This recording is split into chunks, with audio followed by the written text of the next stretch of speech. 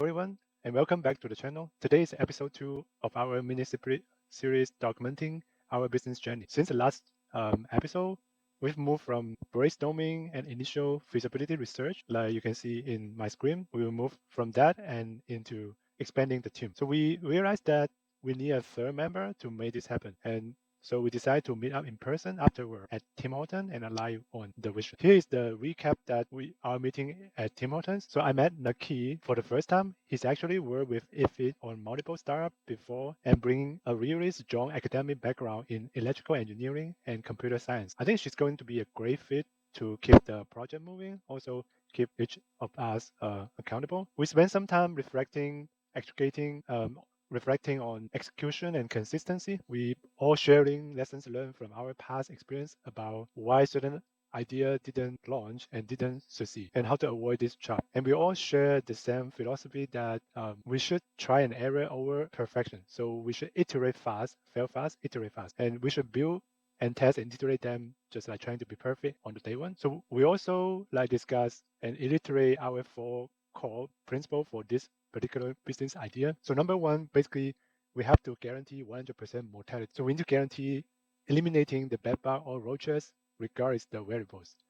So number two, we have to minimize the long-term liability. We have to turn the K back to O back. So basically, we would like to make the business is less operational intensive. So we also come into the third very important point that we have to guarantee that there's no damage to customers' product. We also know that expanding a business in Canada can be tough with regulation. So our goal is to figure out a workflow that minimize the red tape and licensing hurdles while we still can strictly adhering to all the mandatory safety requirements. Finally, we discuss the task based on our suggestion. So because the background Naqib have, he will handling the digital and software side. He actually will heading back to Bangladesh for 2 months. So this dream of world will perfectly for remote collaboration. So I will focus on the engineering side because I have a bunch of the engineering working experience. And for this particular business idea that I will try to figure out how to put the physical component together in a more efficient way to make the whole system work without breaking the bank. If it's going to be tackling the regulatory side and marketing side, so he will try to figure out the licensing and also talk to different business owner, like to inquiring about the strategic location and also may, as we discussed, we may want to put our first pilot in a farm. So he will talk to a bunch of the farm owners as well to figure out the potential site. Okay, let's dive into the real conversation in this episode 2 without any filtering. Thank you. Subscriber count will go up by 33%. Yeah, 50%. yeah. Oh, okay, yeah. Which is that? What's your name again? It's Naqib. Naqib. So, We didn't know anything about you, like Yeah. your big background, So, my background. so even educational background. Yeah, right. So I did my undergrad as an engineer in electrical engineering. Oh, you didn't see, right? Okay. So after that, I started in a telco. It's called Grameenphone. So we work in the same company. It's Grameenphone is a telco in Bangladesh. okay. Right. So we started in the same year actually. So basically, you guys know each other before you can. We know each other very long back actually. So we were Since I was 5. Oh, really? yeah. So basically, we studied in the same school, the high school itself, Oh, right? So okay. from there, he was 2 years junior than me, but we studied in the same school. Then I completed my undergrad in one college. He did in another college. Then we started job in the same company. Okay. Then we were there for. He was there 5 years. I was there 6 years, and then we joined the same company again. That's another startup. company. Oh, Yeah, okay. it's called Shop Up. So we used to work on logistics there, and from there I came here. I did my master's again here in UFT Okay. in computer engineering this time, Okay. and then we started in the same company again. Now we are in the same company again. Oh, you guys in the same company? Yeah. Before that, like you in a startup for the routine. Yeah, So- I worked there. So he was the chief of staff, and I was the head of our product company. Head of the product actually. Oh, okay. So basically, you guys share a lot of like working experience. Yeah. education All right, right. experience. Okay. Yeah. And so you were from one of the top universities of China, right? Like very Yeah. competitive. Yeah. So yeah, I also took the electrical engineering as my bachelor degree as well. So after that, I worked in a nuclear power plant for 5 years. Oh, okay. But during my undergrad, I do a lot of coding. I actually found a small studio within my university, like building website at that time. Like, Oh, 15 years ago. There's no any framework or something. Yeah. So in Bangladesh, there is also this one university that everyone wants to get in. Like, Yeah. you remember I told you about this one university? Yeah. So he's from that. Oh, so you're in a top university. Yeah. Yeah, you You could were not say from that. the top university. No, I didn't get it. Oh no. So how many degrees do you have? I have just one. Just one. Okay, you are at the bottom. Yeah, that's at the bottom. Yeah. We all overeducate. Yeah, right. Yeah. Degree doesn't matter actually. Yeah. Yeah. So funny that like so many degrees and you are doing something so tiny to fighting with the one mark. Yeah. Wow. Yeah. So yeah, Many people have tried before us, but nobody has been fully successful. Okay. It's our turn now. yeah. Okay. Yeah. So I think I pretty much like came from the similar background. Like after graduate, we're in a nuclear power plant for 5 years. Then we moved to Canada before we had kids, and then I did a master's degree here in nuclear engineering, Okay. and I'm still doing my. After that, I joined my current company, designing the control system for the nuclear power plant. And I'm still working on that 9 to 5 job for 2 to 3 years in the same company. And then I realized that maybe we should. Like I worry about that the nuclear industry at that time is not very good industry because nuclear power at that time is not in a high demand. Yeah. It's not as now. Now become It's very sexy. yeah, now it's very sexy. And at that time, I kind of think of like, why didn't I pick up my own stuff like dual programming? And then I took another master's degree for computer science. Oh, you did the same thing? Yeah, and You're also from U of T? UIT did my master's degree for nuclear engineering. Oh. Yeah, then I took George Tech Okay. for the computer science. Yeah, but after that I didn't. So you did the nuclear engineering in UFT? UIT. UIT? Yeah. Uh, They call Ontario Tech University. oh, okay. They changed the name. The Western, right? Sorry. It's in In Oshawa. offshore, right? Yeah, Right. Yeah. And starting from 2020, we start to doing the real estate investing, and then we kind of try to explore the business side more instead of just the 9 to 5 job. So So here degrees were nothing. Yeah. You say.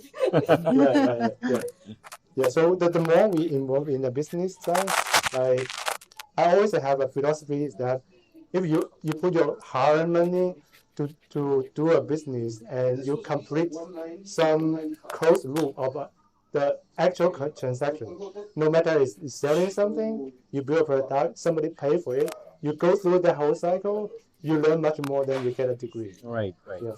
The same thing as we did flipping the house, or we build up a rental property that we rent away and then somebody actually pay for and rent it, and we get the money back from the bank through the refinancing. So after we go through that, we think, so we shouldn't just like rely on the 9 to 5 job. In order to get more freedom, that business is the way to go. Yeah, right. So we build out a small portfolio for the rental property right now, and we have a plan that we want to kind of retire in 3 to 4 years. So I need to build another good like cash flowing business So that's why this starting from August, when we come back from China, I started active looking at like I will put more series on Right. beside rental property and another one that can provide additional cash flow. Right. Yeah, I think that's all Makes sense. we coming from. Yeah. Yeah. So we are also thinking about the same thing. So we don't want to get. I mean, we don't want to continue a job for the whole life, right? So we want to build something where we can work with our freedom and everything. Yeah. So that was the idea, but sometimes we get too much dragged down in the 9 to 5 job. So that's the main problem. Yeah. We're facing. Now, like he had a meeting today till 7:30. Right. So that's not good. Yeah. But yeah.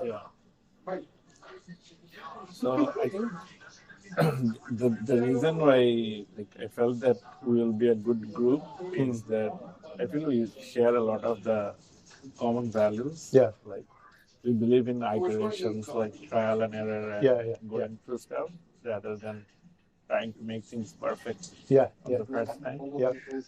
Also, I believe that all of us will be putting in honest work. And also, I think we have the same weakness. Also, like we think a lot. Like, but probably you have done a lot of execution here. But for me personally, I think that the execution hasn't been good. A lot more could have been executed.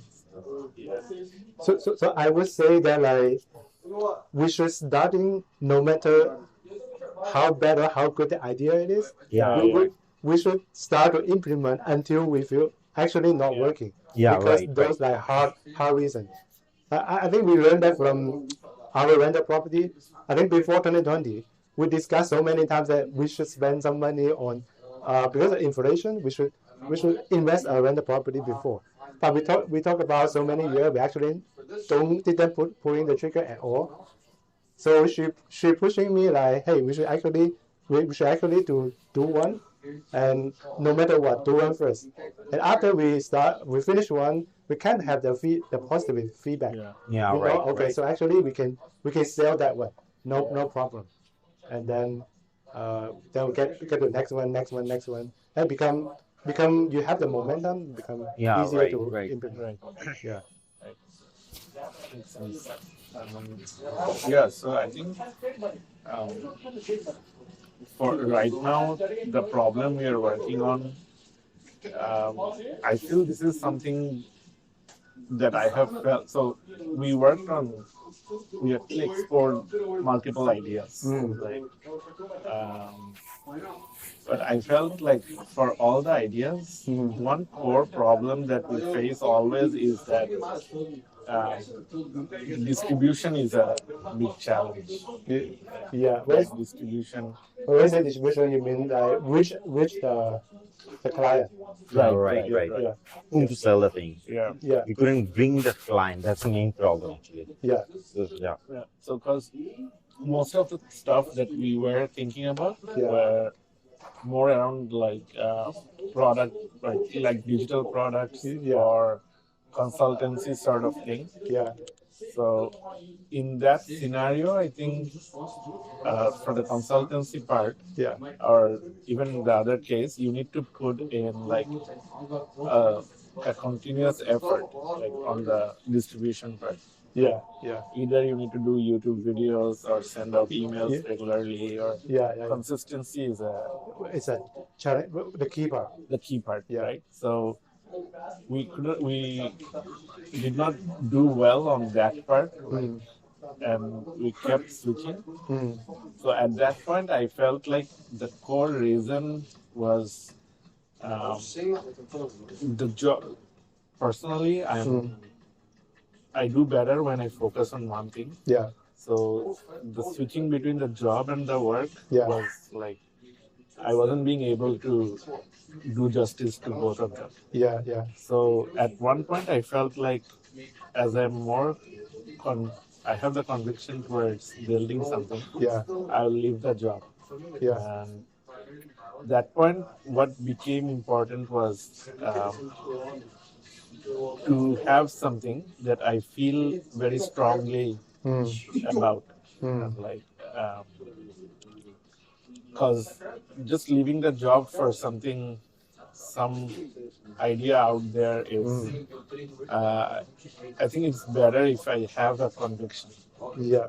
So this problem, I had very strong pain around this. Yeah. Not only like Grisha also. Yeah. Yeah. So we actually looked for a lot of solutions. We couldn't find anything. Yeah. At that point, I was thinking, if there is something like this, I will definitely take this service. Yeah. Okay. So from that's where it started. Okay. I was thinking about doing it, whether anyone does it or not. Yeah. Like, I need to try this out. Yeah. And I felt like this is something maybe I can leave the job and work on this. Yeah. So that's basically, like, I want to go all in on Yeah. this one. So, like, just a recap for you. Like at the beginning, I'm more from negative part with the attitude, because my original thought when you tell me that is because I saw so many moving parts. I was initial thinking is that we have to build something in a warehouse setting, which made me think it's actually going to be very complicated. Like in a warehouse, you need to rent a very big warehouse, which is very, very costly. And also you have to have employees to handle all the stuff. They come in, they bring the customer stuff, and also after done the treatment, you have to take the stuff out, put in somewhere to storage. All that is very, very operational intensive. So from that perspective, I kind of think it's going to be very, very hard and also very risky to try. Like because we evaluate daycare business before. A daycare business is almost a similar thing that you see very good cash flow. You're not worried about the market because daycare always has the demand. Yeah, right. But when you want to maintain the operation, you have to have enough like the teacher on site. Like the teacher, like every month they have this much salary you have to pay. So basically, we look at one daycare before is about 70 support for the kid. But the annual income will be about 2 million. But after all the operation costs, you only get like maybe 300K. But if you have some incident in between, for example, at the first couple of months, your marketing is not good enough. You cannot fill up to a point that your occupancy is not good enough. Then you didn't break even. Then you burning your cash flow at the beginning very heavily. So that's why I worry about at the beginning. This kind of like operational intensive business is going to be the biggest risk. Yeah. So but after that, I think of like I mentioned in the Google document, I'm thinking if we make it like much lower operational intensive, maybe that would be it doesn't make sense to me. Like basically. Okay. And also, I think like you were looking at the daycare business, more from a traditional business point of view. So it will give you cash flow and all, but it's not probably something where you can put in risk capital. That's the part that I'm not familiar with. So I think that's your strength there.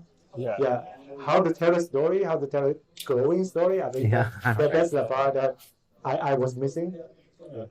The reason is not like it's not only the story part, but also structurally the business needs to have that potential to be a high leverage business. So daycare as a business is very people driven. So it's difficult. So let's say over the period of history, leverage has always come from machine. Because machine can be like there is the part where you reduce the uncertainty, Mm. because human beings bring a lot of uncertainty, like Mm. working hours, Yeah. their productivity fluctuations, and Yeah. all. Yeah. So that cannot be capitalized. Yeah. So, which means if you buy let's say, a machine of 1 million, Mm. you can bank will capitalize that. Mm. Basically, you can get capex Yeah. from bank and set up that machine Yeah. that will run for 5 years. Yeah. But if you get let's 500 people, Yeah. and you say that these 500 people will do the work for next 5 years, Yeah. I need 5 million. Yeah. Bank will not capitalize that. Yeah. You can't get capex for that. Yeah. It's because the people bring in the uncertainty. Yeah. Yeah. So by nature, the daycare business, Mm. the way it is run today, Yeah. is a low leverage business. Yeah.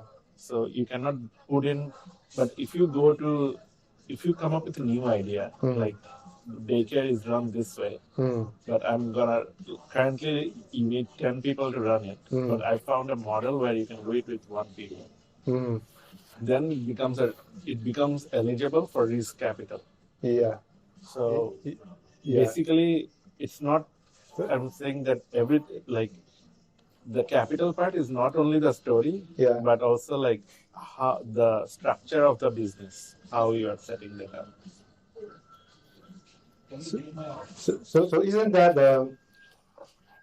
if you want to attract the risk capital, you need a growth story, right? You need something like even for the daycare, you can say, I built this very good service, I have good policy, then I franchise my model to many other, then my whole business model become a lot less like traditional business model. No, it's not only about franchise. It's not only about scale. Uh-huh. Scale is a input. Okay. The basic the risk capital the nature of risk capital is it has very high return expectation. Yeah. So you put in the capital, Yeah. it can become zero, Yeah. but if it gives you return, Yeah. it has the potential to give you 10x, 100x. 10x, 100x, or even 1000x. Yeah, Right? yeah. That's the thing that it needs to be there. Yeah. So scale is basically an input Yeah. that helps you get big return. Yeah. But if you, let's say you scale a very thin margin business, Yeah. it doesn't matter. Like, Yeah. if you create let's say Walmart, Yeah. the reason they're doing the way scale helps Walmart Mm. is because they can buy in bulk. Mm. So their margin gets expanded. Mm. So if you have, let's say, 100 daycare, Mm. if somehow that helps you to increase your margin by 10%, 15%, Mm. only then the risk part kicks in. Okay. If there is nothing, just the scale itself is not Okay. the key. Okay. Yeah. Okay. The scale needs to somehow give you high return, Okay. either by increasing capital turn or by increasing margin. Okay. But anyway, back to our core idea. Yeah. So basically, we would like something that even we don't know the password. Maybe you can think of more clear that from the Yeah. risk capital perspective. For me, I kind of want to make sense from the traditional business per se first. Yeah. Otherwise, we're gonna start putting our hard money in. Yeah. Then I want something that actually is not waste of money. Yeah, right. So on that part, I have one question for you. So the price that you show is given in the group. Yeah. Are those for a monthly rental? $8,000 plus tax. For that 20 fee. Yeah. That's where you buy it. It is a used non-working. We'll buy it. You buy it. You own it. Yeah. Okay. Yeah. So I just got an idea. I just wanted to share with you guys. Did you guys hear about Pod? This is a company. So what they do, they give you this storage. So basically, right. I've seen that in my previous apartment. So what they do, they put their furniture here. They keep it there for a couple of days or a week, whatever, right? Okay. And then they move this pot directly to their new home. And then they get it out. If we somehow make the whole process portable, whether it's carbon dioxide or heat, whatever we do, if we can make that portable, we can do it with a less expense. The expense will be very low, right? Because we can rent this and then we can try it out. If people are getting our service with a price, I'm not sure how much. If they're if we can sell it for maybe 100 clients or something like that, I think we'll be able to get some leverage from there, right? I think it is a good idea from the perspective that like the client only need to move once, because for example we drop this like pot in their driveway, they moving once and then directly gonna move to their new location. Right. Our current method is that we have to in a third place, so the mover have to move to the location. We have that chamber and then move to their new house. Right. So basically, our method, the client has to pay for twice of moving cost. But the problem, this one has the cons I can think of is that like number one, like can we easily to make this one airtight and also insulate? That we need to actually figure out. And also when we have the carbon dioxide to fill it in, basically we have to either carry that big tank, put it on the side. That's going to be a challenging from the zooming perspective. Right.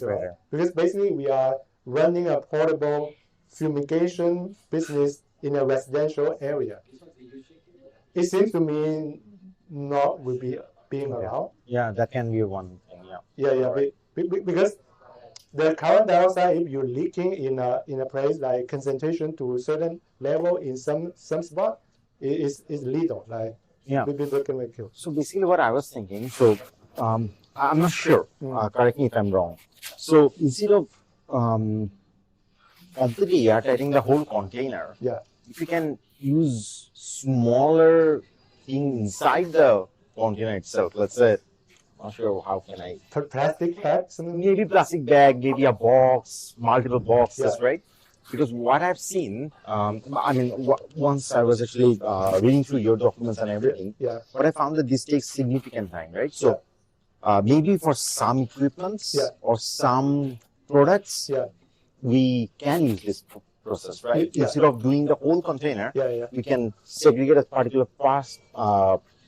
particular space in the container where we are actually doing the carbon dioxide purification, and also we can do the temperature thing as well, right? If you can do both at the same time for different type of goods for the household, I think that will be more effective than doing only one. Totally agree. I think we discussed this before, right? So I send you a link. There's actually some portable bag. The company making that they use for backpack heat treatment. So basically, it is a portable bag. Can put even your sofa inside. Like you just like, I think it has an aluminum reflection inside. So basically, you put a heater inside, and then aluminum reflection just like your jacket. So basically, he holding up the heat inside. There's company doing that. I'm not sure, like how popular it is, like how good they are making out of this. But there's still problem that like if we're using a portable bag, airtight would be a good consideration, like a hard consideration.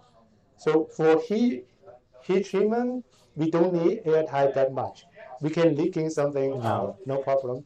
But carbon dioxide, no. Like if you're leaking out a lot, you need something from it continually. So I think from that perspective, that's number one. Number two is that if this portable product if we going that well, basically we shift to our model to we provide for the top. No, so basically, this portable I'm talking about for the MVP or the it's just an idea testing, Yeah. right? So that we don't spend a lot of money building the whole solution, right? Yeah. So we can maybe if we put this some places, right? So we can maybe check how the demand is, right? If we can test that out, that it has sufficient demand, then we can go to the permanent, right? That's what I'm.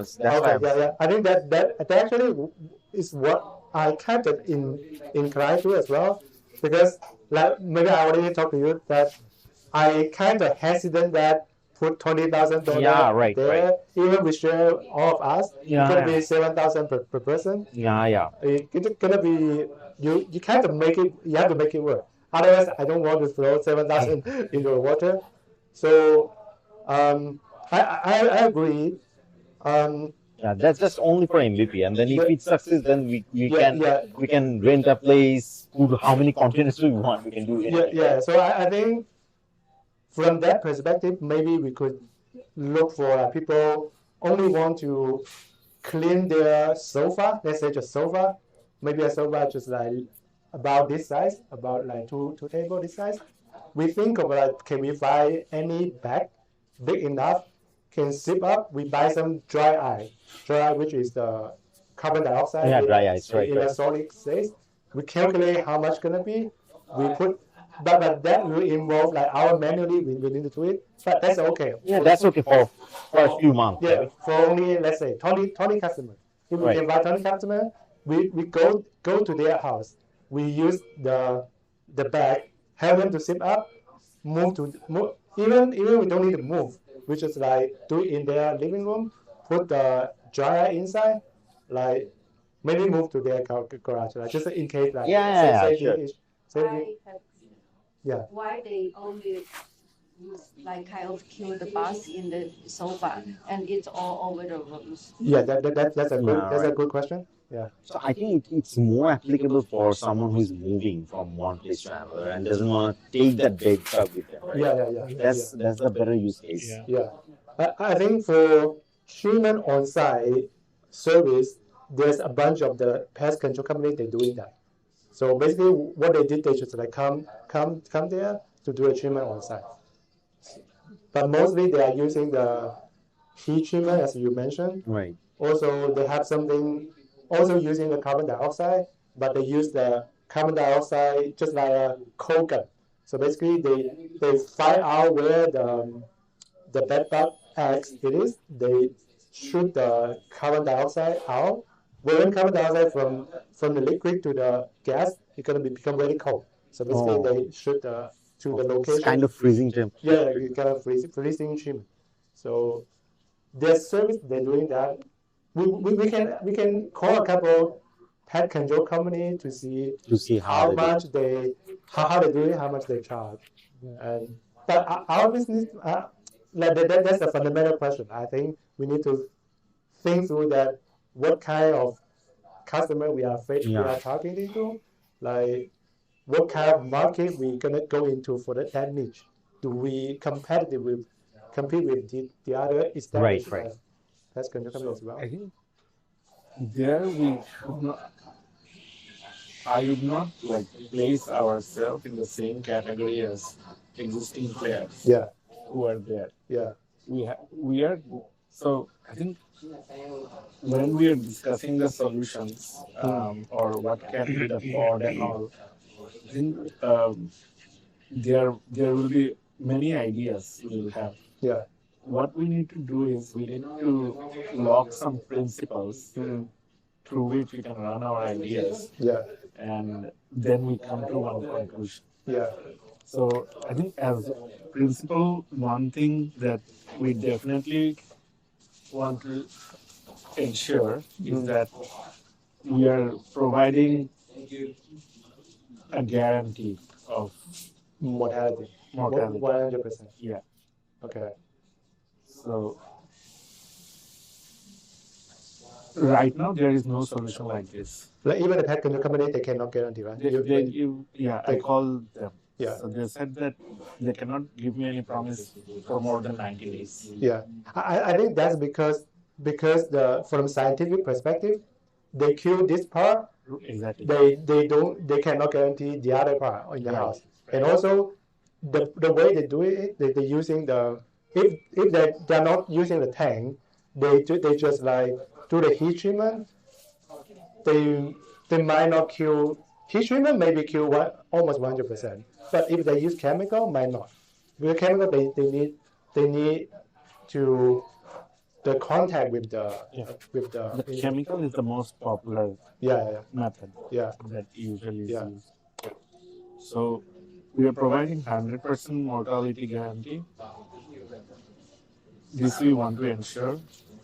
And the second principle is that we want it to be, we don't want to get into any long-term commitments regarding our cost. So it will be mostly OPEX heavy, but no CAPEX. Any CAPEX we would like to turn into an OPEX. So basically, we don't go for any long-term liability. Ever or No, this phase. for the first phase? For the proof of concept. For the proof of concept. Okay. We don't go for long-term. So, which means that if there is an option for buying or like leasing one place for 2 years, where per month we will be spending let's say $500 on average, versus we get a place where we rent it for 1 month, but we pay let's say $1,000. We'll go for that. So third principle is basically we don't do damage to the products. Damage the Customers. customers Customer. like property. Yeah. basically. Property, yeah. Okay. We Yeah, don't do damage to it. And we try to minimize the number of permissions or licenses.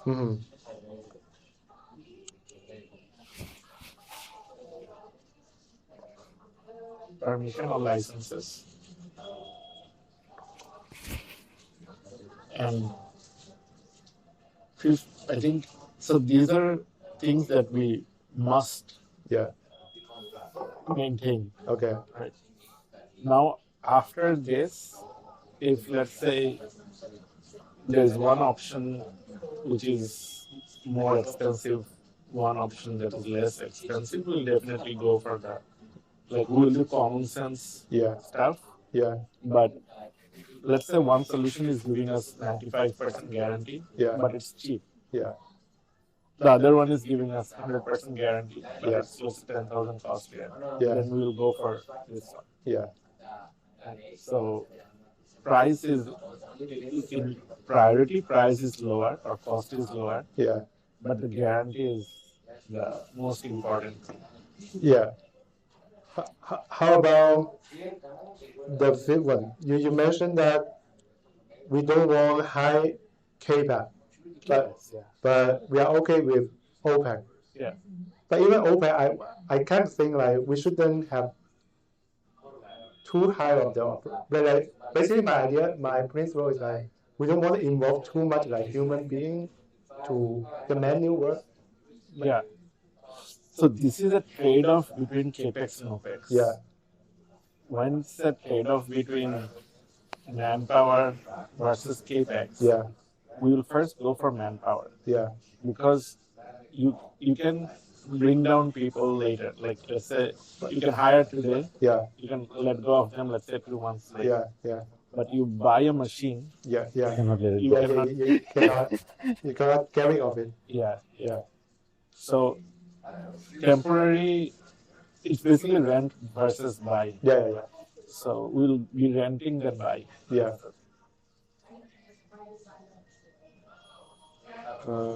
So any idea we are thinking? So maybe we'll pass through this and we try to come up. So the current solution that we are talking about on the Google Drive is the most challenging part I can think of is you need to find a location to put. I think that's the most challenging part. Okay. And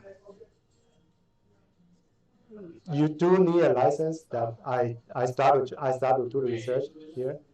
Okay. No matter you did this or you did the other portable way, Yeah. you do need a license no matter what. I was going to actually ask that. Yeah. So it's a license for pest control, right? Yeah. You can partner up with someone.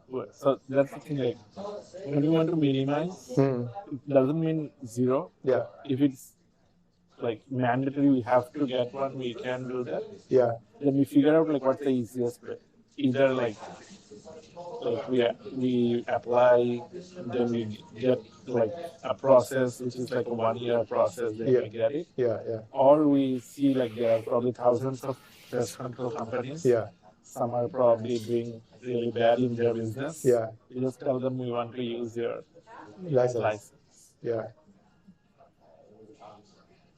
But I think the most critical part right now is we want to try one set that working well. Somebody actually want to pay it and actually pay for us. I think that's the first goal we want to achieve. Yeah. So No matter what way. The first customer is Right. Yeah. So basically, the thing is that the completing one transaction. Yeah.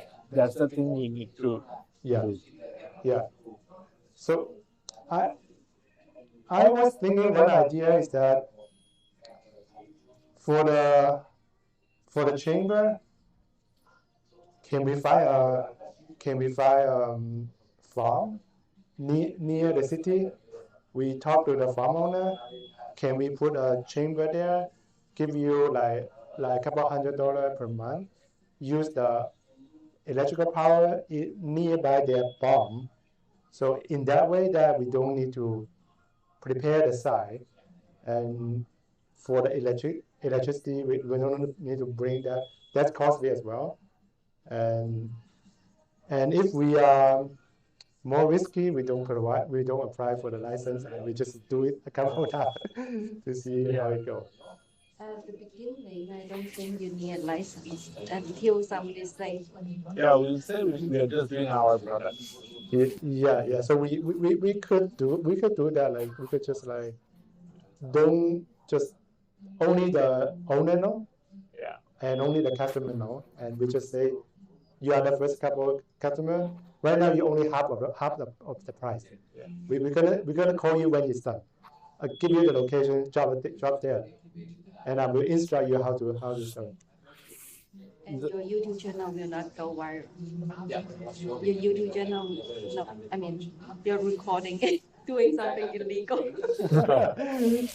We're gonna cut that part. Yeah.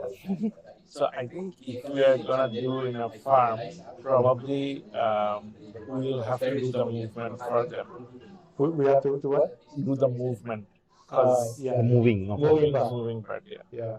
We can do that like for the first ones. Yeah. We can handle the move.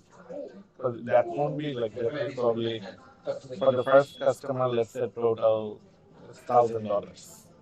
Yeah. That would be too much. Yeah. So because we will need if we do it in a more legalized way, that we will need a license, and we will need to find a place that we don't have to put in long-term commitment, which is a commercial lease, like at least 2 years above. And even we can find somewhere, we also have to know that like, the zoning allow this kind of operation.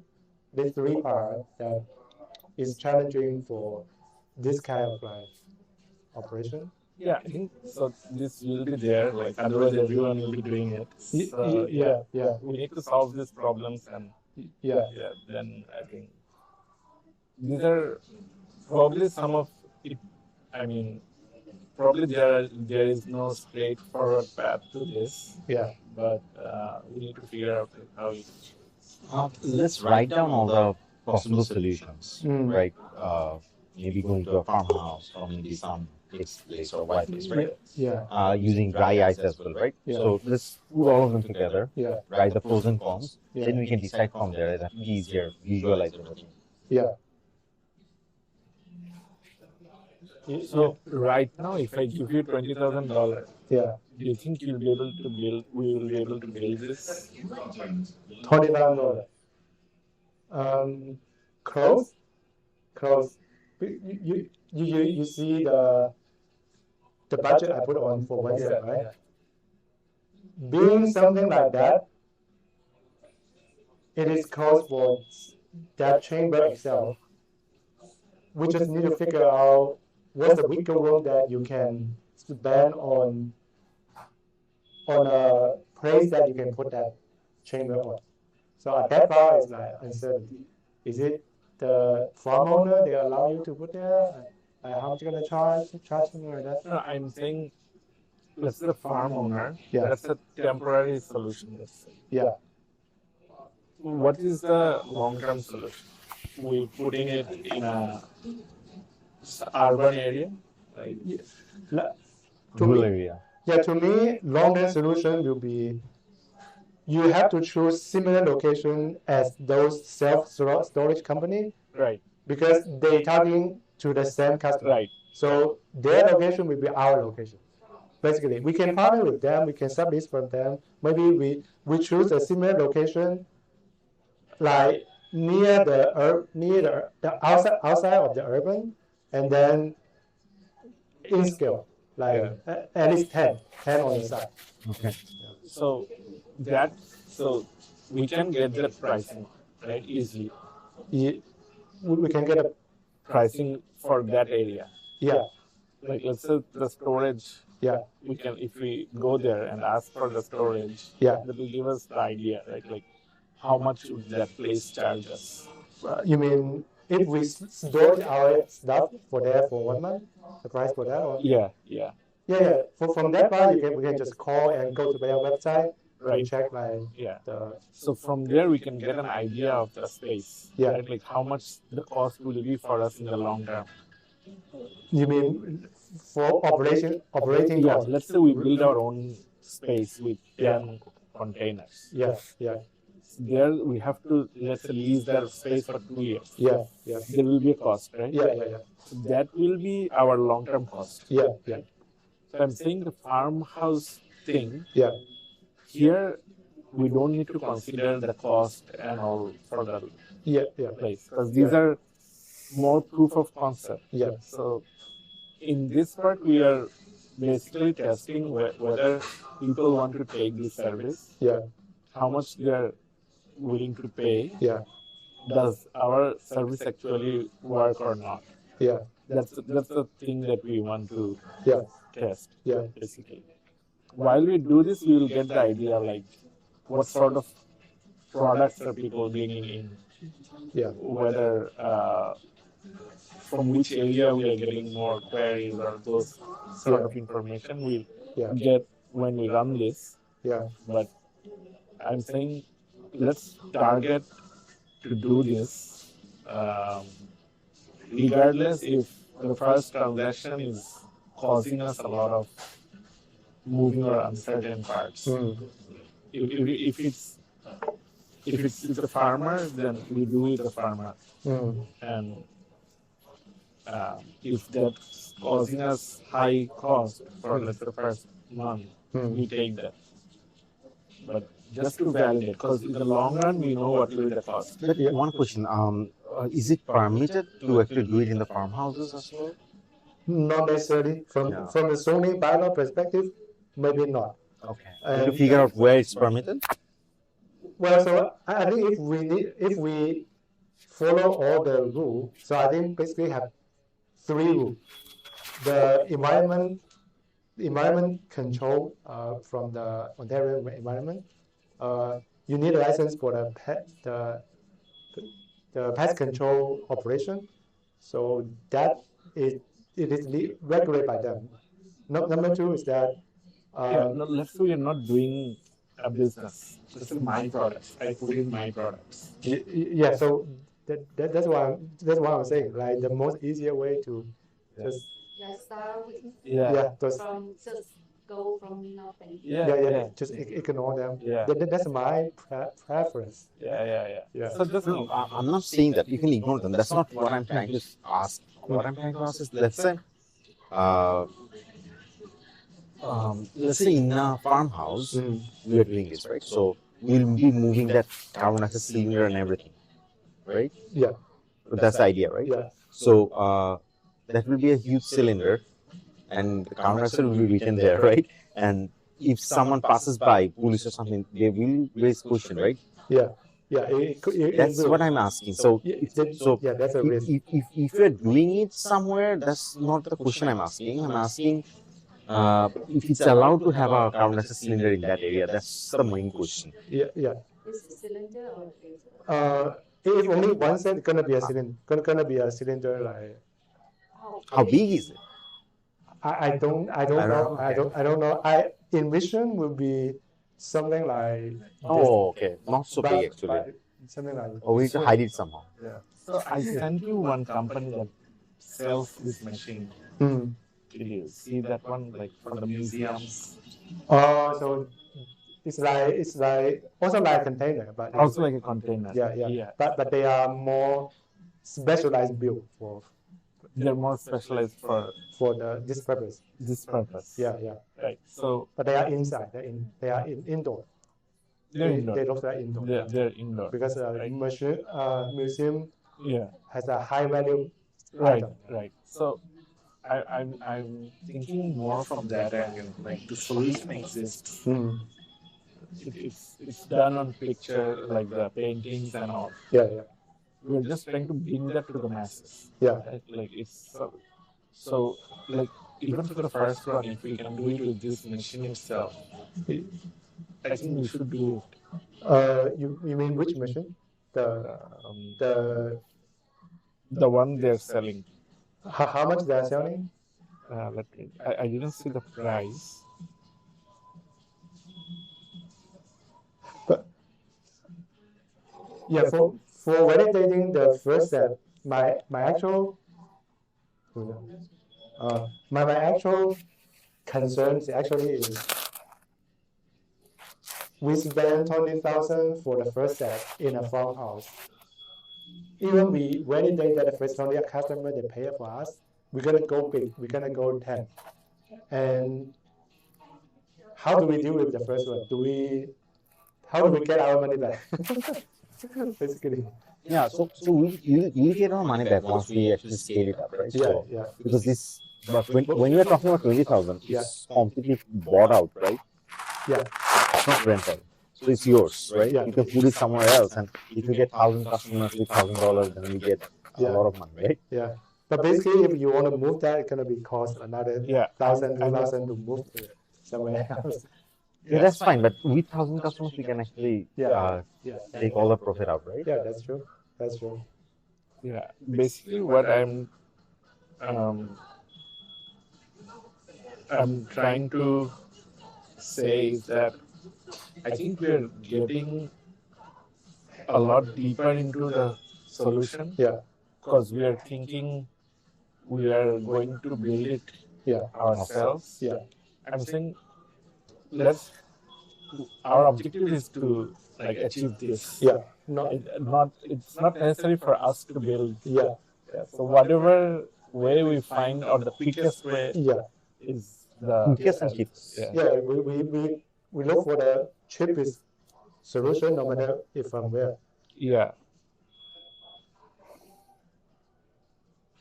Now, if we see that like there is no other way for us other than like us to build it ourselves, it's sent you this way.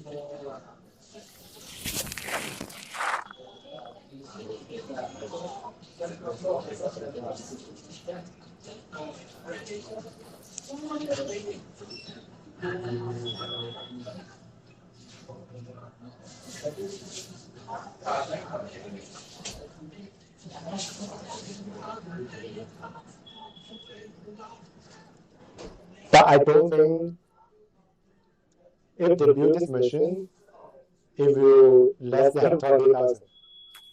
That's my guess. Yeah, the first one, that's what I'm saying. Let's say 30,000. Yeah, If we can get customers, Yeah. it doesn't matter if it's 30,000. But how do you test if you're gonna get customers? This is the company, right? mm.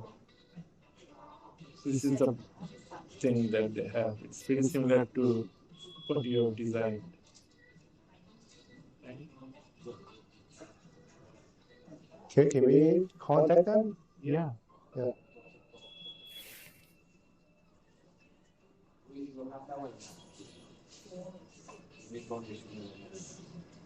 It's maybe more for painting and all, but yeah, we can definitely contact. Maybe we'll just find the price online. Conservation lab. Yeah.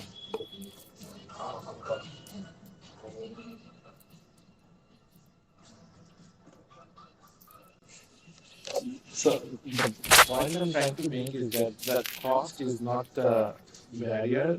The thing is how big is the market. That's the Yeah. thing. I think that's the essential nature. Yeah.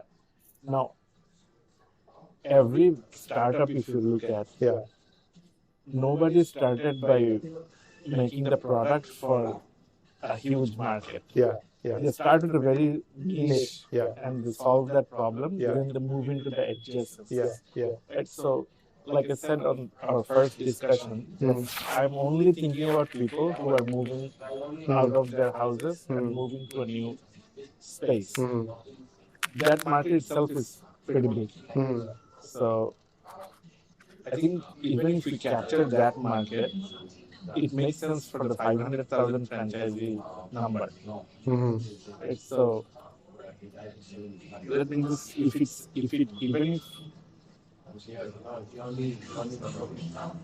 Which country is this? So they have a price here, 64,000 something. I don't know which currency is that. Which currency is that? I think it's Portuguese something. I don't know this one.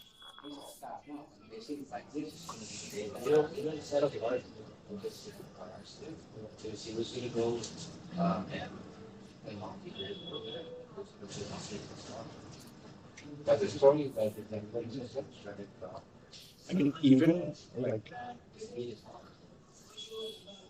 if we want to build the first prototype, Yeah. if we need, let's say, 20,000, 30,000, we can even raise that money itself. So we don't need to put in our money. Okay. So that's not a barrier. Like Okay. the only thing we need to be clear in our mind is that whatever money is being put in, Yeah. let's say there is demand. Yeah. Will it be recouped?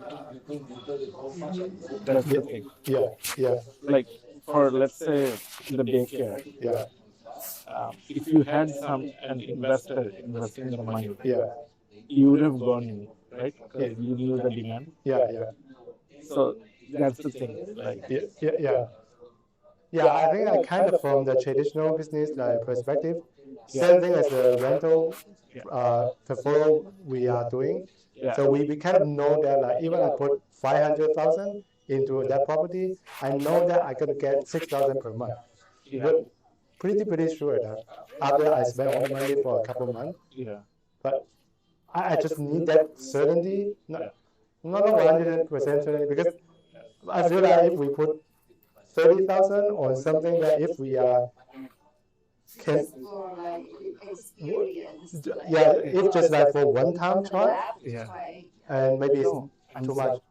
Yeah. So the reason why I'm saying this is basically the fundamental is we don't need to be profitable on the first unit, Yeah, right? yeah, And we just need to have the conviction in Yeah. ourselves Yeah. that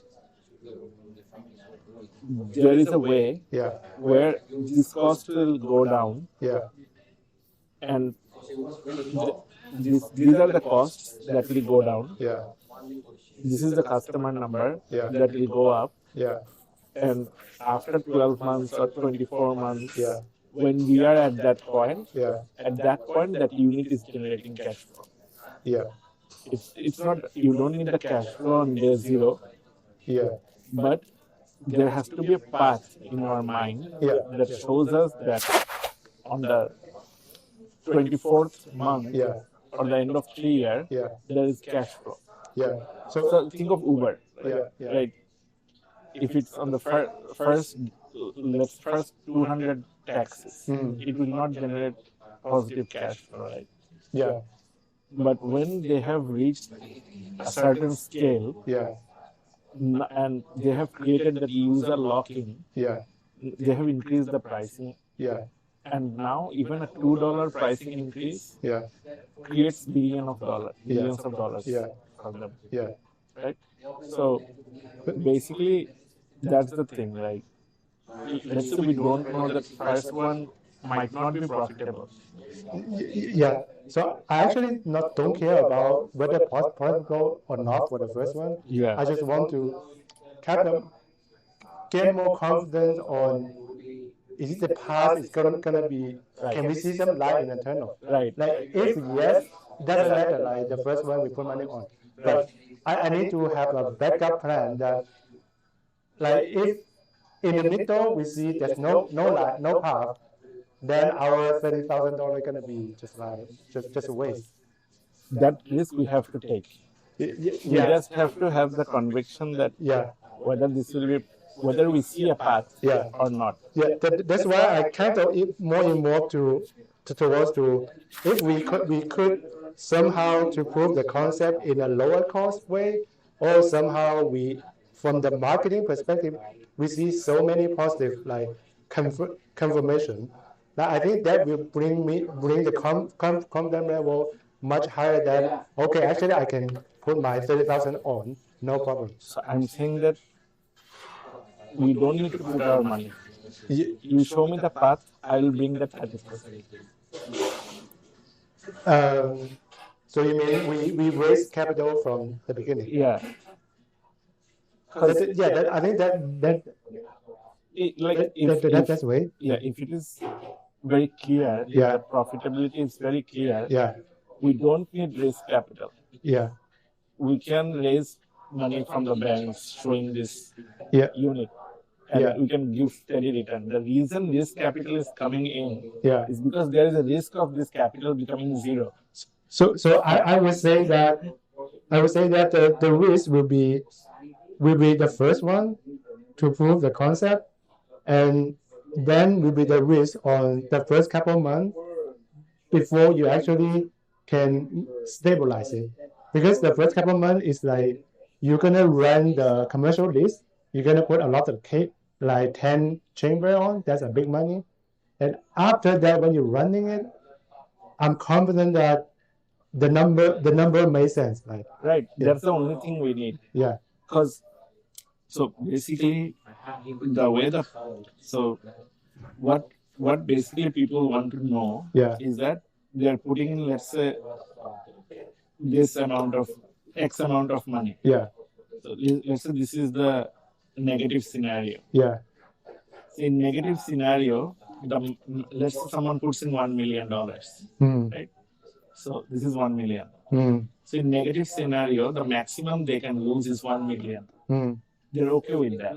mm, What they want to know is, if things go positive, yeah, is there a path yeah, that is bringing them yeah, 100 million, yeah, or let's say 1 million against 10 million? yeah, They are not focused on this one. They know that this can become zero. yeah, yeah. So So they're okay with that. Yeah. The kind of capital we are going after, they're okay with that. Yeah. That 1 million going to zero. yeah, The only thing they need to know is whether the upside can be yeah, 10x. Yeah. That's the only thing they need to know. yeah. So I would say that our model is kind of like Uber as well, like because we try to bring out something that not existing before, Yeah. and there's no way for us except for the virtual landing page, just like testing, but still not confirmation. Yeah. So the thing is that if we go there just to the landing page, they will give us 100K Yeah, and they will say that we are taking 20% against this, yeah, right? If we go there with a blueprint of this is what we want to build, yeah, this will cost us 50K or 20K or 30K. yeah, And best case is if we can tell them that we have run some smaller mm. Test. POCs, like Yeah. the plastic bag that you saw, or Yeah. the pod, or something like that, Yeah. at a very small scale, Yeah, then it becomes a very different story. yeah, Yes. yeah, That's what I was talking about the MVP. Yeah. Yeah. So, Yeah. so there's a very big difference. Yeah. Like, there's a landing page mm, and having at least a blueprint or mm, some minimal mm, proof of concept. mm. This shows that we are going ahead, Yeah, whether they are with us or not. That creates a big difference. yeah, And this one shows that like we're still at a very, very yeah, yeah, early stage. A lot of yeah, so at least here they will know that we have figured out the solution part. yeah, The problem is only on the demand side. yeah, yeah, Here we don't know demand.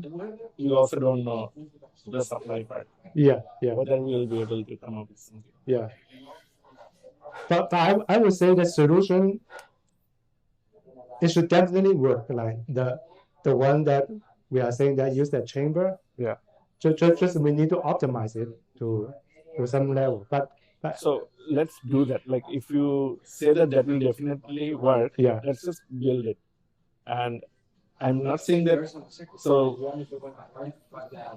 if you give that breakdown, yeah, this is like we are at that point. We just need the money and we build it. yeah, That's good enough. We don't need to finish building it. yeah. So I think what we could do is that we actually, with the mindset that we're gonna actually build it, Exactly. we ask every single supplier Right. to get the actual price. Right. Every engineer get the actual drawing price, Exactly. and maybe pay for small amount of money to do the consultation to get actually confirmation. Hey, we actually no problem for this design. We get all that, then we will have very clear idea Exactly. how much money you need. you need to build that. So, for example, let's say you are thinking about talking to a farm. Yeah, If I go and say that we are thinking about talking to a farm yeah. versus I go and You, say that you should actually to look for people to talk with them. yeah, We use that story that I actually will put on. yeah, I Yeah. talked to this farm. Yeah, He has these acres of land. yeah, He's okay to give me this much Yeah. for this many days at this rate. yeah, yeah, There's a significant difference between these two. yeah, yeah, We going there and saying that we need this license yeah, versus saying that there is this pest control company who is not using this license. We are taking their license and Yeah. working with that. yeah, There's a big difference between these two scenarios. yeah, yeah, So I'm saying that let's go to that scenario yeah, yeah, where we are almost executing it. yeah, yeah. That is good enough for us. Oh, okay. So I think So then can we make a plan that what needs to be done in the next step? Yeah, I think he created a checklist. yeah. So then I think we just check the checklist. I think pretty much like everything's inside the checklist. Yeah. So we need this Yeah. plus the landing page. Yeah, yeah, We need both. yeah. So I think we can kind of distribute the task. Yeah. Like somebody, Yeah. for example, you try to figure out a farmer Yeah. who you can talk to. You Yeah. try to figure out. So I think the way let's work is that I was thinking more in these lines. Yeah, As Naqib will be in Bangladesh for next 2 months, yeah, so maybe we give a lot of the digital part to him yeah, that he can do from there. yeah. Sure. Let's say website building or running ads or Yeah, yeah, those sort of stuff. yeah, I think you will be good with like Physical solution. the physical solution itself, like yeah, if it like talking to a mechanical engineer or like yeah, like the engineering part of the yeah. whole thing. I can do that. Yeah, and I can take on the parts of partnership or talking to people, Yeah. like asking and Yeah. hearing those out. Yeah, yeah, I can take on yeah, licensing or those sort of tasks. yeah. Okay. So we could distribute the task a bit like just like what you mentioned. Yeah. Then I think get the actual confirmation from the actual supplier or partnership or something like that. It's important is that we just get information from ChatGPT because that has some deviation. Yeah. For example, the container from the ChatGPT saying that it's about 5,000, I just 8,000, 6,000. It's like 100% different. Yeah. So I think as next step, we go through the checklist and we divide it among ourselves. Yep. Let's do it by tomorrow then. Yeah. So I think let's say I'm gonna talk to engineer. I'm gonna fly a couple of engineers to chat with them to talk about this solution. And I'm gonna figure out the cost for the different part of the gas, the container, the PLC controller, all that. So we are going for the carbon dioxide only, right? No thermal treatment, only the carbon dioxide treatment. Yeah, carbon dioxide with unless we can find the other scientific support evidence. Right now we done a bunch of research. Like we saw that we saw that the fundamental idea is we lower the oxygen level. So there's a couple of ways. You using carbon dioxide or you use nitrogen. But nitrogen, what I found that nitrogen is much more expensive and also more dangerous to handle. And carbon dioxide is also heavier comparing to the air. When it's heavier, you don't need a pump because when you put the carbon dioxide in the bottom, the heavier will be on the bottom. It will just like squeeze out all the lighter air from the top. So basically, you need less component to make the whole thing to run. From the different angle, I feel like carbon dioxide is more optimized and more sure. Yeah. Unless we can find out the other cheaper solution, because the end goal is that we want 100% guarantee to building that, but without damage the goods. My only concern was basically the time. Yeah, because it takes a lot of time. Yeah. If that's not a problem, then it's okay. Yeah, I think the time is a parameter that we need to calculate on our profit margin. Like, for example, it takes 2 days, then we only can run 15 cycle, maybe only 10 cycle for one chamber for 1 month. Like that's from our side, but from customer side, will they be willing to give us their whole furniture and whole everything for 48 hours or 24 hours? That was the main concern. Yeah, I think they have to, because no matter how fast we can make it, the fastest time, the shortest period, I think we can make it 2 hours if we make it like heat treatment. But either way, they have to bring their and they will not wait 2 hours there. They will left. So I think 2 hours and 8 hours is different. 2 hours and 2 days. Yeah, maybe at some point we can make a moving company as well. Maybe partner with moving companies. I forgot to turn this off. Oh, that's okay. I will cut it. Okay. Yeah. Okay. So we'll just distribute this one. Yeah, I mean, like we can do a bit of validation and add stuff. Yeah, not necessarily what I put in here is correct. So just a review and add anything you think is needed.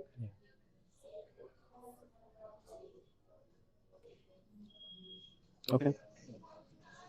And I think when up to that point that we get everything in line, the price, the people who can decide, people who can build it, people who can prepare the site, we get all those price and people on like along the line. Then at that time we can start to put on everything detail on the landing page, the ad to start to. Right. So I think that would be very, very realistic solution. Right. Just like the only difference is we actually start or not. Right. And you're correct. Like having a landing page which has those information, Yeah. like how it will work. Yeah. If we can do like an image that you created, Yeah. if we have a rendered image like that and all, Yeah. I think that's a much better validation than having a landing page like Just a big word. just like asking 100% test again. Yeah. So that would be pretty open ended. Yeah. So, but I think that it's important that you are pressing on the cost, even if like other people are paying or like giving the capital. I think we should try to keep the cost minimum. Yeah. But we should not look at it from as a barrier or like Yeah. If you're looking for somebody who's like can lower the cost as much as you can, Yeah. he's the Yeah, right yeah, yeah. person. That's right. Look at me. I don't mean Yeah. So at which point we are gonna reach out to the potential investors? I think the moment we have all this done, So this is basically having everything. So with testing and those stuff, right? So Yeah. we'll do the test. I mean, we'll build the thing and then test and then go to the investor, or before that. if we see that the budget is reasonable, we That can we do it, can- then we will do it. But if we see it's like 20,000, 30,000, or 50,000, then we'll raise some angel.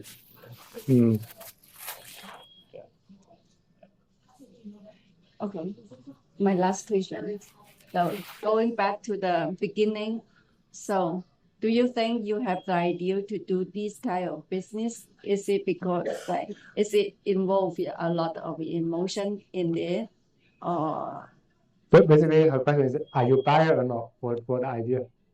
Yeah, that's the exact reason that I was willing to pay $800, even $1,000. Yeah. If whether there is a solution that Yeah. existed, Yeah. but it didn't. so? I mean, like when you are looking for some well to kill the bug, Yeah. and then you couldn't find anything. That's the pay. Yeah. And you figure out there's a lot of people had the same pay, and you want to solve that problem. Yeah. Yeah, like many people. Yeah. Okay. So now the question is, how many people are there? Yeah, I think that's the exact question I want to validate that from a traditional business perspective. Yeah, because like before, we used to have a tenant who like when we were in Oshawa, we had a tenant like he moved from our house to an apartment, and then he came back because there's what's that called? There's a roaches. Right. You're right. So basically, I have two persons in my life at the moment who are facing this. He's the one, and another is one of my cousins. Okay.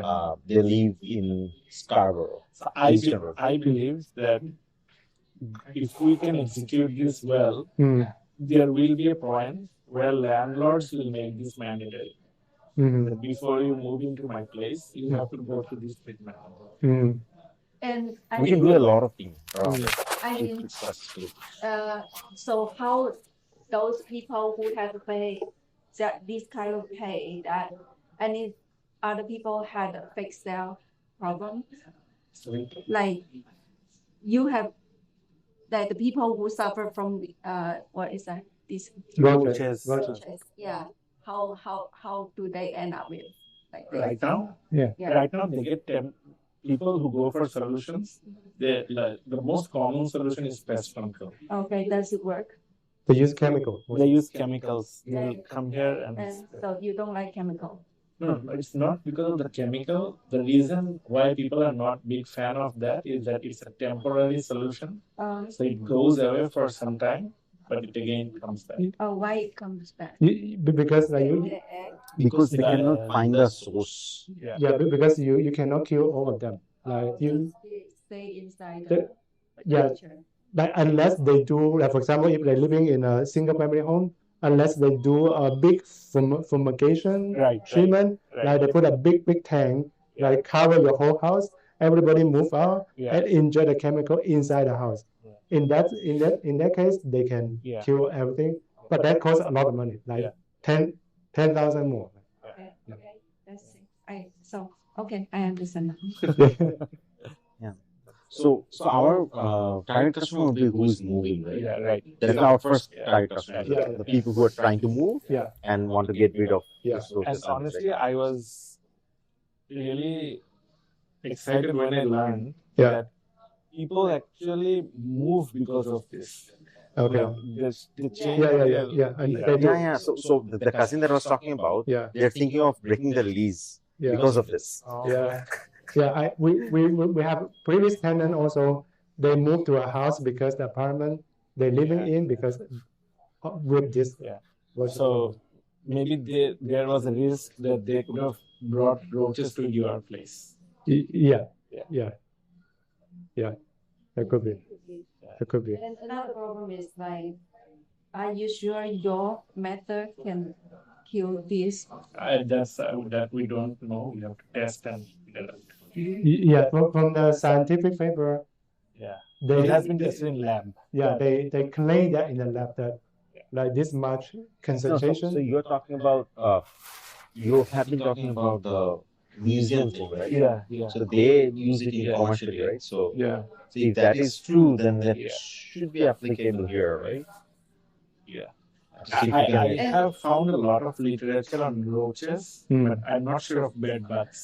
But the two paper I put on the photo, bed yeah, bugs, they say Because I see bed bugs is also a very big problem yeah, that bug is actually easier than roaches. than roaches for killing them. But perspective. And another question: why other like pest control company they don't use this kind of solution? So I because think we haven't built it yet. Maybe we should reach out to other pest control like. That's actually the question I try to answer. Yeah.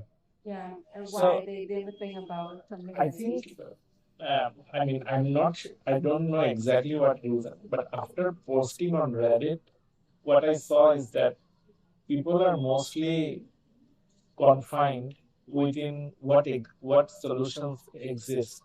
Mhm. Everyone is saying that cold treatment or heat treatment Yeah. or Right. chemical. Nothing. All the comments are around this. I think nothing is available for this one for residentials. Yeah. Like with carbon dioxide, I didn't see Yeah. anyone actually renting that- or Yeah, I mean, the reason why I came up with this idea was I was thinking like, if someone thinks about this from first principle, Mm, like what would be the solution? mm, Then the first thing that came up was that it needs to be isolated. It mm, cannot be in the same apartment. yeah. Now, when you are in isolation, Yeah. what can give you 100% guarantee? I Yeah. saw that the existing ones, none of those work. Yeah. Then, like, what is the most essential thing for these bugs to live? Because what I was thinking at that time is, like the ice age, Mm, the meteor mm, hit the world, right? Mhm. Like the Earth, mm, the meteor yeah. during the ice age. Okay. So the dinosaurs got extinct, Yeah. but cockroaches still Still. survived. Yeah. So I was thinking that even if they can survive a meteor hit, Yeah. like what can kill them? Yeah. So I ended up realizing that having no life can sustain without oxygen. Mm, So any moving life. So from that I tracked back. First I was thinking about vacuum, mm, but vacuum creates the air pressure difference, mm, which makes the chamber collapse. yeah. Yeah. So you need to replace it with a Yeah. different gas. Yeah. So I believe that usually people who think clearly or differently, they're usually attracted towards where a lot of capital is, and also a lot of where status is there. I think this field, that insects, pests, is low status and it's not very attractive for talented people. I think I researched and for last 50 years, this industry has changed very little. Like in 1975, the way the companies ran, it is still ran the same way. So I feel it's because of the nature of the work, it does not get good talent who think in very clear way. I feel like the pet control company, they are more, it's very similar to the renovation contractors. So basically, they come to the site to finish a task, similar to a plumber to come there to fix a toilet. Right. So mostly, I think this will be blue collar people, blue collar, with a little bit educated in this small aspect of Right. doing the work. I mean, So I don't understand one thing is like since one apartment had that Roaches. and then the whole apartment gonna have that, right? Yeah. And then like and the people who live in the apartment, so when they like kind of kill these roaches and then it will come back again. Yeah. So what's the point? so that's the thing. Like our target are not the apartments. Our target are people like me who are leaving the apartments and going to a different location. And also people want to save their furniture and personal stuff. Oh yeah. Oh, So- so the market is getting narrow. Getting shrink. Yeah. That's about that's Yeah, that's the thing. Like, how big is this market? yeah. That's the question I always ask. So the people who live in an apartment, do they know if they even like kill the roaches in their apartment, in their unit, and then they will get it again? So the thing is, the usual behavior is people go for the treatments, then they stop taking them. So let's say you are living in an apartment, you get roaches. You will find out what are the solutions. You will get a pest control guy. Yeah. You will get their service. Then you see that it's not working. Then you will no longer take service. That's the usual trend. And then what do people do? They They live with the roaches. they live with them, and then some of them move. Some of them. So So if it's like, I mean, how can they live? yeah, so if you go to a lot of the if you Google the apartments, and go through their reviews, you will see a big portion of the comments are about whether this apartment has roaches or not. So it's a common thing in the apartment. But our solution actually cannot solve that problem. No. Yeah. There's no way to solve that.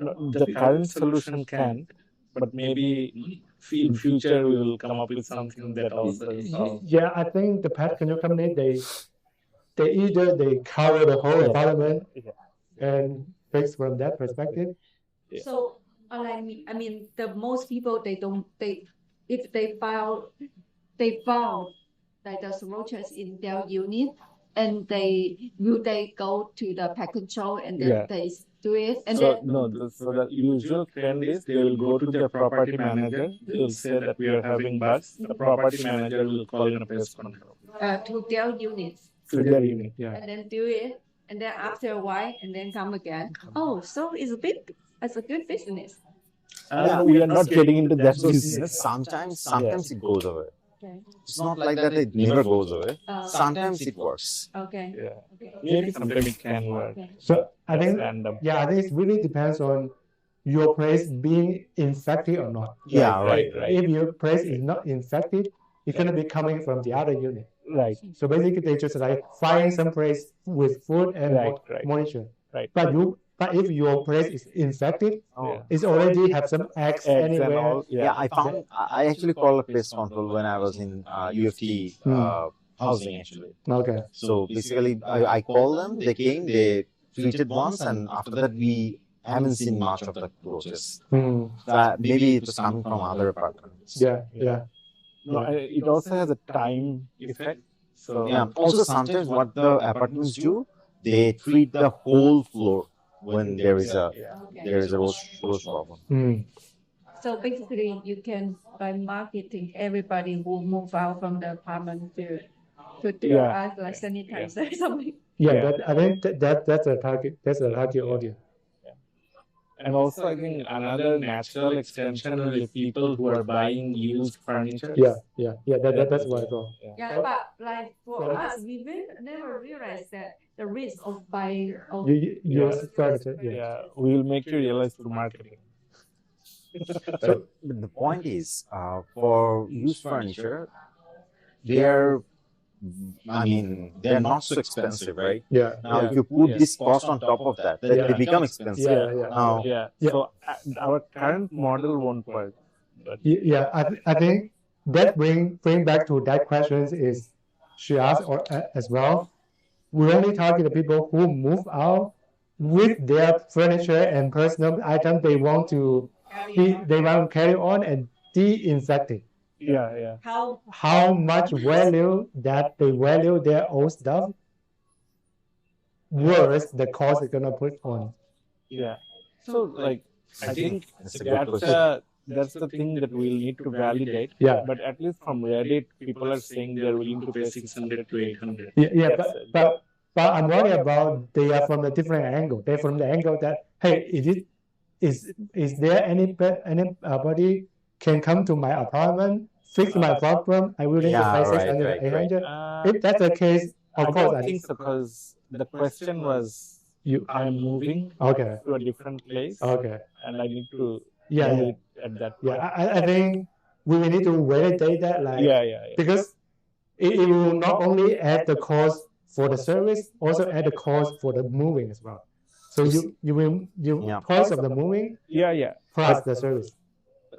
you are kindly thinking about this way, right? So maybe at some point we will be able to build something which can be used in a truck, right? Yeah. Maybe. Yeah. The thing is that it's a very big pain point. Yeah. A lot of people are suffering from this Yeah. and they're willing to pay. Yeah. Now, how much? That's the question. Yeah. We need to figure this out. Yeah.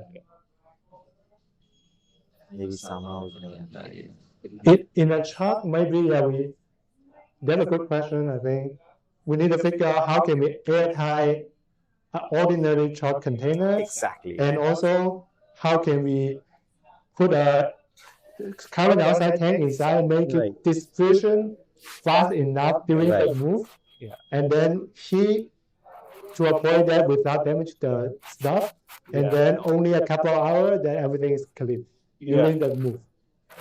There are some trucks like this, right? They actually carry the The container. container. Yeah. So, Yeah. But I think that would be the next step because those either we build a moving company with that, either we partner with the moving company, Yeah. like modify, like with retrofit what they have.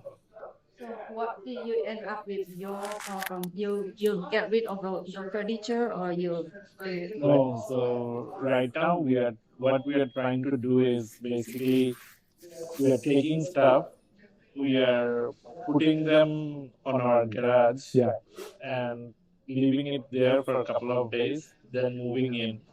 But we couldn't do it for the bed and also the sofa, so those two we had to bring in.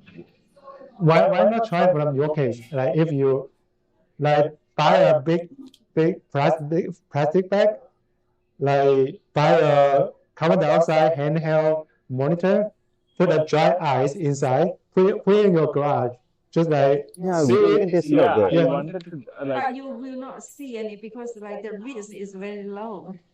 Yeah, maybe your furniture don't carry the eggs or something like that.